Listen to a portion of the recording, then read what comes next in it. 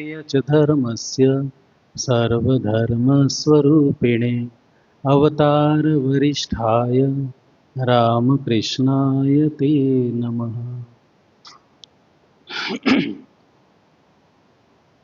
परम पूज्य श्रीमद स्वामी आत्मश्रद्धानंद जी महाराज, मैं महाराज के श्री चरण में प्रणाम निवेदन करता हूँ। यहाँ पर उपस्थित मेरे छोटे सन्यासी भाई एवं ब्रह्मचरी भाई, वंदनीय माताएं एवं सुधी भक्तवृंद, आज हम लोग एकत्रित हुए हैं श्री रामकृष्ण विवेकानंद भावधारा को समझने के प्रयास करेंगे।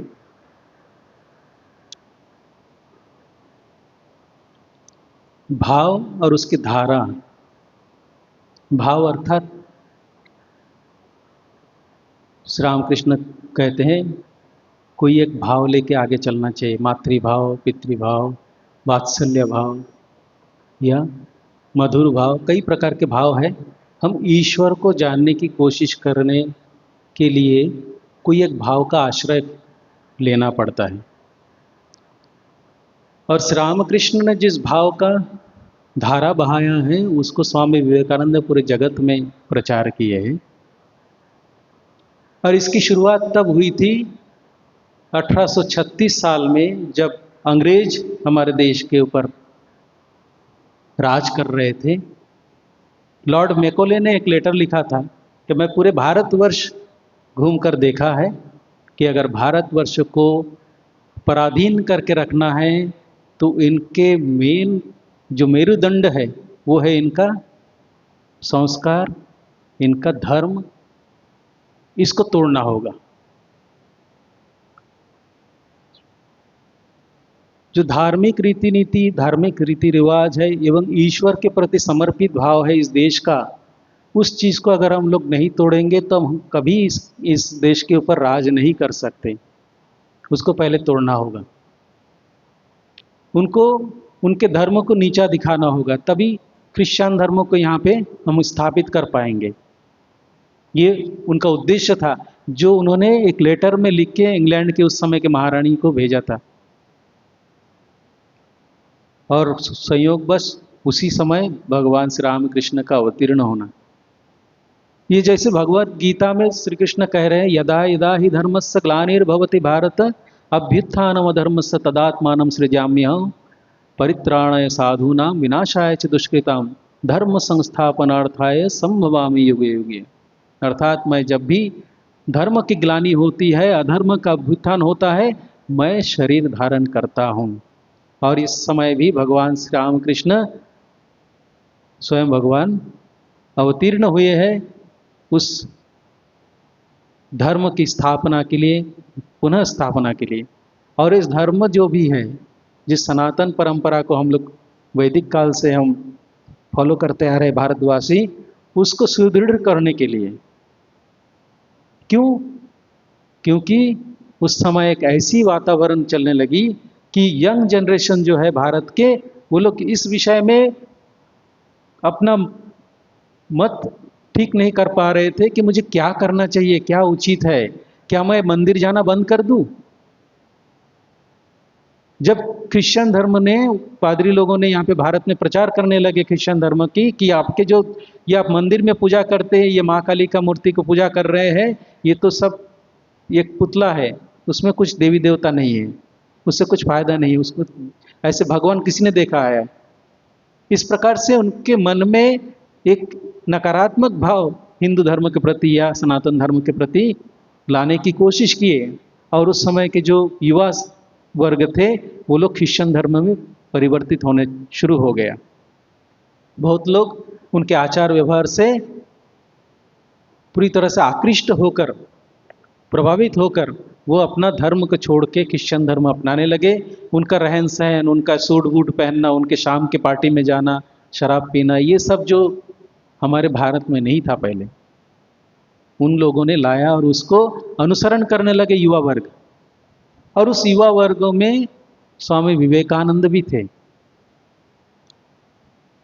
स्वामी विवेकानंद को लगा कि सही में हमारे जो पूर्व पुरुष जिन्होंने इस महान हमारे जो परंपरा है, ऋषि मुनियों ने जो वैदिक काल से इस परंपरा को लेके आगे चल रहे हैं हम लोग, कि ये ऐसे ही है कि ईश्वर नाम का कोई चीज है ही नहीं। अगर है तो किसी ने देखा होगा। और स्वामी विवेकानंद घूमते रहते थे, इसको पूछते उसको पूछते कि महाशय आपने ईश्वर को देखा है क्या। कई बड़े बड़े महर्षि के पास गए, उस समय के भारत के जो उस कलकत्ता के बड़े बड़े महर्षि थे, उन लोगों ने कोई सदुत्तर उनको नहीं मिला।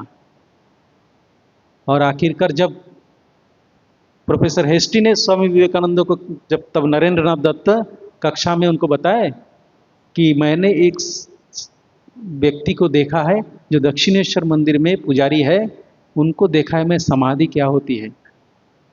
एक्चुअली वो वर्ड्सवर्थ की एक कविता को पढ़ा रहे थे और उसके बारे में वहाँ पे बताते हैं कि किस प्रकार से प्रकृति में अब मन को लीन किया जा सकता है, समाधि होती है। और ये समाधि मैंने देखा है दक्षिणेश्वर में एक ब्राह्मण को। नरेंद्र नाथ दत्त जाते हैं और पूछते हैं महोदय क्या आपने ईश्वर को देखा है। पहली बार किसी ने कुछ उनको सदुत्तर दिया है कि हाँ मैंने देखा है, और जोरों के साथ। तुमको जैसे देख रहा हूं उससे भी अधिक स्पष्ट रूप से देखा है। अगर तुम चाहो तो मैं तुम्हें भी दिखा सकता हूं, लेकिन मेरे कहने के अनुसार चलना होगा। ये पहली मुलाकात में स्वामी विवेकानंद उस समय के नरेंद्र नाथ दत्त को लगा कि हाँ ईश्वर नाम की कोई वस्तु है जिसे देखा जा सकता है, जिसे अनुभव किया जा सकता है, जिसके साथ वार्तालाप किया जा सकता है। श्री रामकृष्ण निरक्षर होके आए थे। इस बार का अवतीर्ण होने का कारण है कि समस्त शास्त्र, समस्त जो वैदिक परंपरा है, सनातन धर्म है, उसको पुनः प्रतिष्ठित करने के लिए ऐसा जीवन चाहिए था जिसमें पढ़ लिख कर आने से लोग बोलते कि इन्होंने तो पढ़ लिया था पहले, उसको पढ़ के जान लिया, उसकी तरह से वो बता रहे हैं कि ऐसा होता है वैसा होता है, भगवान ऐसे दिखते हैं वैसे दिखते हैं, वैदिक ग्रंथों में ऐसे लिखा है। लेकिन नहीं, श्री रामकृष्ण ने निरक्षर होकर इसलिए आए ताकि उस सब धर्मों का वो अनुभूति ले सके। और उन्होंने हर धर्म का तपस्या किया। 64 जो तंत्र साधना उसको किए, 12 साल तक ऐसी तपस्या की कि उन्होंने सभी धर्मों का, जिस धर्म का जो भी ईश्वर को पूजा जाता है, जैसे अल्लाह है, क्रिश्चियन धर्मों में यीशु क्रिस्त है, हनुमान जी का उपासना, ऐसे कई प्रकार के उपासना उन्होंने की। और सब उपासना के माध्यम से उस एकमात्र ईश्वर की प्राप्ति उन्होंने की। और उन्होंने यही मत दिया कि जौतो मत तौतो पथ, अर्थात जिस किसी भी रास्ते से आप चले जाओ उस एक ही ईश्वर के पास पहुंचते हो। चाहे वो आप क्रिश्चियन धर्म से जाओ या हिंदू धर्म से जाओ या मुसलमान धर्म से जाओ, किसी भी धर्म से आप अगर ईश्वर की आराधना करते हो, उनकी उपासना करते हो, तो एक ही ईश्वर है, उस ईश्वर को पाना है। यही मनुष्य जीवन का उद्देश्य है। और जैसे महाराज जी बता रहे थे ना कि व्याकुलता, ठाकुर जी ने बताया कि व्याकुल होकर उनके लिए रोना पड़ता है। व्याकुलता नहीं आती है। क्यों नहीं आती है? क्योंकि हम लोग संसार के ऐसे घेरे में पड़े हैं। भगवान माँ जो भगवती महामाया, वो हमको खिलौना दे के छोड़ दिया है कि खेलते रहो बेटा। जब तुमको खेल खत्म हो जाएगा, जैसे छोटा बच्चा है, खिलौना दे दिया, खेलते रहते उसको और खेलना अच्छा नहीं लगता, तब माँ के पास जाऊँ, तब रोने लगता है बच्चा। और माँ कहाँ है उसको ढूंढता है, फिर रोने लगता है, तो कोई उसको उठा के ले चल तेरे माँ के पास ले जाता हूँ। तो उसी प्रकार जब हम संसार में अपने परिवार के साथ जुड़े हैं, अपने संसारिक कार्य में जुड़े हैं, व्यवहारिक जीवन जी रहे हैं, उसमें हमको रस मिल रहा है और हम लोग उसमें मशगूल हैं। हम ईश्वर क्या है जानने की कोशिश भी नहीं करते। हाँ, मंदिर जाते, एक बार प्रणाम करके आते, सुबह शाम मंदिर गए या घर में भी धूप दीप जला दिया, बस हमारा धर्म, हम धार्मिक हो गए। नहीं, हमें तो ईश्वर की अनुभूति करना है। हमारे अंदर है, मैं स्वयं ही ईश्वर हूँ। मेरे अंदर जो बैठे हुए हैं उनको मुझे जानना है, बस यही जीवन का उद्देश्य है। उसको जान लेने से क्या होगा? अगर नहीं जानता हूं तो क्या फर्क पड़ता है? अगर मैं ऐसे ही हूं, मैं तो खुश हूं, मुझे कोई प्रॉब्लम नहीं हो रहा है। लेकिन मुझे ईश्वर को क्यों जानना है? जानना इसलिए है कि हमें जन्म जन्मांतर की जो चक्र में हम लोग फंसे हुए हैं, उस चीज़ को हम लोग नहीं समझ रहे, और उस चीज़ को, उससे दूर भागने के लिए, उससे अपने पीछा छुड़ाने के लिए ईश्वर को जान लेना है। एक बार ईश्वर को जान लिया तो जैसे महाराज ने बताया ना, कस्मिन् भगवो विज्ञाते, किसको जान लेने से हम सब कुछ जान सकते हैं। उस ईश्वर को जान लेने से समस्त कुछ जाना जा सकता है। जैसे मिट्टी के घड़ा है, उस मिट्टी को अगर जान लिया तो मिट्टी के बने हुए सब प्रकार के घड़ा हो, हाथी हो, घोड़ा हो, मिट्टी का जो भी सामान बना है वो एक ही मिट्टी उसमें उपादान है। उस उपादान को जान लिया तो सब कुछ जाना जा सकता है। उसी प्रकार सबके अंदर वही ईश्वर है, इसके अगर जान लिया तो पूरे जगत को हम समझ सकते हैं। इसलिए स्वामी विवेकानंद ने इस भारत के सनातन धर्म को पूरी जगत में प्रचार किया, विदेश में गए, और जैसे महाराज ने बताया कि पूरे भारत भ्रमण करके वो विदेश गए और भारत के सनातन धर्म की ध्वजा लहराए। क्यों? क्योंकि इस युग में, युग के प्रयोजन के अनुसार हमें सर्वधर्म समभाव लेके चलना है। रामकृष्ण मिशन इस सर्वधर्म पे विश्वास करते हैं। सर्वधर्म अर्थात सभी धर्म के माध्यम से वही एक ईश्वर को जाना जा सकता है, और हम उसी ईश्वर को जानने की कोशिश कर रहे हैं। रामकृष्ण विवेकानंद भावधारा जो है, ये भावधारा यही है कि समस्त धर्म सत्य है। कोई मेरा ही धर्म ठीक है, उसका धर्म ठीक नहीं है, ये गलत कर रहा है, वो सही कर रहा है, ऐसा नहीं। स्वामी जी बोलते हैं कि अभी तो धर्म तो किचन में चला गया, किचन की जो हंडी है ना, भात की हंडी, उसमें चला गया धर्म। कैसे? न क्या खाना बन रहा है, उसके घर में नॉनवेज बन रहा है कि वेज बन रहा है, कि प्याज खा रहा है कि लहसुन खा रहा है, इसी के ऊपर हम लोग विचार कर लेते हैं कि वो धार्मिक है कि नहीं। ये नहीं है। धर्म तो अनुभूति का वस्तु है, धर्म अंदर से आता है। स्वामी जी विदेश में गए, लोगों को समझाए, शृण्वन्त विश्वामृतस्य पुत्राः आये धामानि दिव्यानि तस्तु वेदाहमेतं पुरुषं महन्तं आदित्यवर्ण तमसः परस्तात् त्वमेव विदित्वाति मृत्युमेति नान्य पंथ विद्यते अयनाय। हे विश्व के अमृत के पुत्रगण, सुनो, मैंने उस ईश्वर को जाना है। शृण्वन्ति विश्व अमृतस्य पुत्राः आये धामानि दिव्यानि तस्तु, इस दिव्य धाम के जो अमृत के पुत्रगण हैं, सुनो, वेदाहमेतं पुरुषम महांतम आदित्य वर्ण तमसः परस्तात्, मैंने उस महान पुरुष को जाना है जिनका वर्ण जो है आदित्य के समान, अर्थात सूर्य के समान, वो हमारे मन के सब अंधकार को दूर कर देने वाले हैं। उसको मैंने जान लिया है। त्वमेव विदित्वाति मृत्युमेति, तुमको भी उनको जानना है। क्यों जानना है? इस मृत्यु के चक्र से बाहर निकलने के लिए जानना है। नान्य पंथ विद्यते अयनाय, और कोई रास्ता है नहीं। उस ईश्वर को जानना ही होगा। यही स्वामी जी ने पूरे विश्व में प्रचार किया है कि हमको उस ईश्वर को जानना है।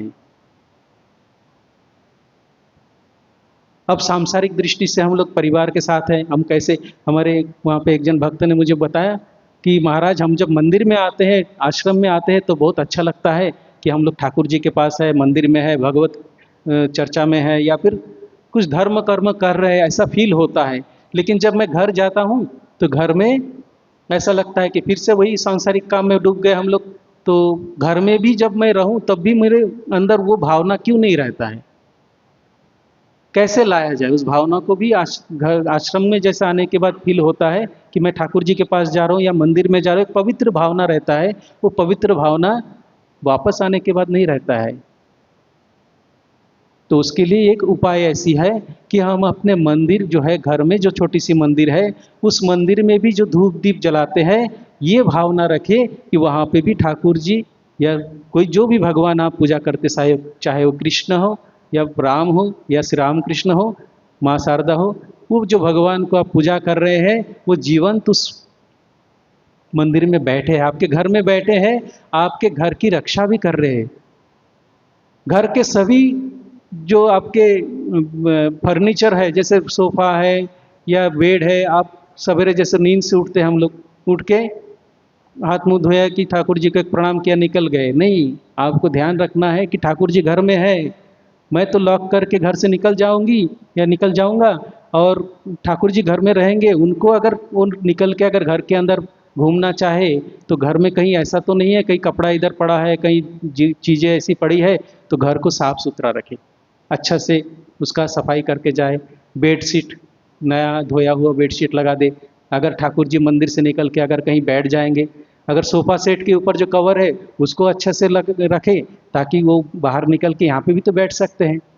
जब मेरे बच्चे छोटे बच्चे घर घर में खेलते हैं तो हो सकता है गोपाल श्री कृष्ण गोपाल रूप में मैं पूजा करता हूँ घर में, वो गोपाल हमारे घर के मंदिर से निकल के मेरे बच्चों के साथ खेल रहे होंगे, उनकी रक्षा कर रहे होंगे बच्चों का। ये भावना लाना पड़ेगा आपको।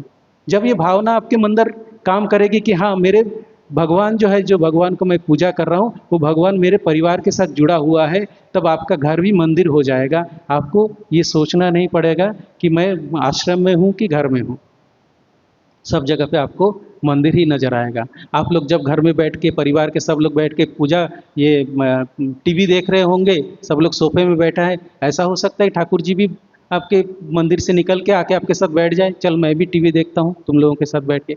ये भावना, ये कल्पना करनी है कि ठाकुर जी हमारे साथ साथ है, वो हमारे परिवार के एक सदस्य है। इस प्रकार से अगर हम लोग चिंतन करें तो हमारे हर कर्म जो है वो पूजा हो जाती है। हर कर्म के पीछे वही एक भावना रहती है कि हम ठाकुर जी के परिवार के हैं, ईश्वर के परिवार के हैं, ईश्वर हमारे परिवार का एक सदस्य है। ये भावना रख के अगर हम लोग चले तो हमारा हर कर्म पूजा के दृष्टिकोण से हो जाएगी। और यही हम चाहते हैं, यही रामकृष्ण मिशन भावधारा जो है, सभी जीवों में वही एक ईश्वर है। ठाकुर जी बैठे बैठे बोल रहे हैं, उनके सामने बहुत भक्त लोग बैठे थे, नरेंद्रनाथ दत्त भी उस समय बैठे हैं, और ठाकुर जी बोलते बोलते भाव में बोल रहे हैं कि नामे रुचि जीवे दया वैष्णव सेवा। बोलते बोलते ठाकुर बाह्य अर्धबाह्य समाधि में चले गए, और फिर अचानक बोलते हैं कि तू कीटाणु कीट, तू क्या जीव को दया करेगा, दया नहीं सेवा, शिव ज्ञान से जीव सेवा। और वहाँ पे बैठे बहुत सारे भक्त लोग बैठे थे, इस बात को सुन रहे थे, लेकिन एकमात्र नरेंद्रनाथ दत्त को उस बात का स्ट्राइक किया उसके दिमाग में कि अगर भविष्य में आज जो मैंने सुना है ठाकुर जी के मुंह से, भविष्य में कभी दिन देंगे तो मैं पूरे जगत में इस बात का प्रचार करूंगा कि शिव ज्ञान से जीव सेवा। और उसके बाद स्वामी विवेकानंद ने 1897 में जो रामकृष्ण मिशन का स्थापना किया, आत्मन मोक्षार्थम जगद हिताय च, उसका एक ही उद्देश्य है कि शिव ज्ञान से जीव सेवा करना है। स्वामी जी बोलते हैं कि जिस भगवान का तुम ध्यान करोगे गिरी गुहा में जाके, जंगलों में जाकर, वही भगवान तुम्हारे सामने एक लाचार, एक गरीब बच्चे के रूप में सामने तुम्हारे घूम रहे हैं, तुम उसकी सेवा करो। उसके अंदर भी वही ईश्वर है, वही शिव है, उसकी सेवा करो तो तुम 1000 जप करने का जो तुम्हारा फल मिलेगा, यहाँ पे तुमको 1 लाख जप करने का फल मिल जाएगा इस बच्चे को सेवा करने से। उसके अंदर वो ईश्वर है, वो ईश्वर तुम्हारी सेवा लेने के लिए घूम रहे तुम्हारे चारों तरफ। तुम इसको छोड़ के कहाँ जा रहे हो, कहाँ जाके गिरी गुहा में साधन भजन करोगे। इसलिए रामकृष्ण मिशन की स्थापना किया कि समाज के अंदर रह के तुमको वेदांत साधना करना है, और वन के वेदांतों को स्वामी जी ने घर में ला लिया। आज हम जो कुछ भी कर रहे हैं वही है, शिव ज्ञान से जीव सेवा। समस्त जीवों के अंदर वही ईश्वर विद्यमान है, उन्हीं की हम सेवा किए जा रहे हैं। हम कोशिश करते हैं, सभी साधु ब्रह्मचारी महाराज लोग जो हम लोग हैं, हमारा इसी उद्देश्य से कि सबके अंदर ईश्वर है, ईश्वर ज्ञान से उनकी सेवा करना। ये रामकृष्ण मिशन के भावधारा है।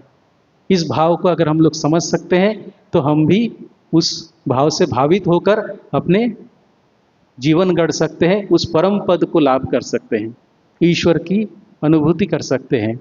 हम स्वयं जो है उस आत्म निरीक्षण करते हुए हम आत्म तत्व का लाभ कर सकते हैं, आत्मज्ञान लाभ कर सकते हैं।